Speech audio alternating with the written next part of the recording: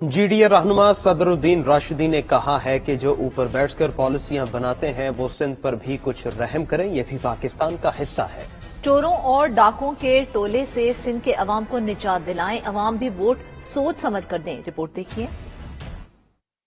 GDA रहनुमा सदरुद्दीन ने बिलावल भुट्टो के मंशूर को ढकोसला करार दे दिया। शहदादपुर में अपने उम्मीदवारों के हमरा प्रेस कॉन्फ्रेंस करते हुए कहा, बिलावल भुट्टो अपने इंटरव्यू में खुद कह चुके, ख्वाब देखने में क्या हर्ज है। जो ऊपर बैठकर पॉलिसियां बनाते हैं वो सिंध पर भी रहम करें, चोरों और डाकुओं के टोले से सिंध के अवाम को निजात दिलाएं। जब उन्होंने कहा जो ये आप मंशूर कह रहे हैं ये मुमकिन नहीं है बिलावल साहब, तो उसने कहा ख्वाब दिखाने में क्या जाता है, तो ख्वाब देखो बाबा, इनसे आपको भरना है कि अपने आप को भरना है। पैसों के पीछे कोई नहीं जाएगा जिन्होंने सिंध को मोंजोदड़ो का नजारा दिया हुआ है। GDA रहनुमा ने कहा कि उनके अक़वामी असम्बली के उम्मीदवार मोहम्मद खान जुनेजो और सायरा बानो ने हल्के का दौरा करके हर तरफ तबाही के मंजर देखे हैं। ब्यूरोक्रेसी को चाहिए वो न्यूट्रल रहे, क्योंकि उनकी औलादों का मुस्तकबिल भी सिंध से ही वाबस्ता है। सिंध के सूबे में बहुत बुरा हाल है, आम आदमी का जीना जंजाल हुआ है।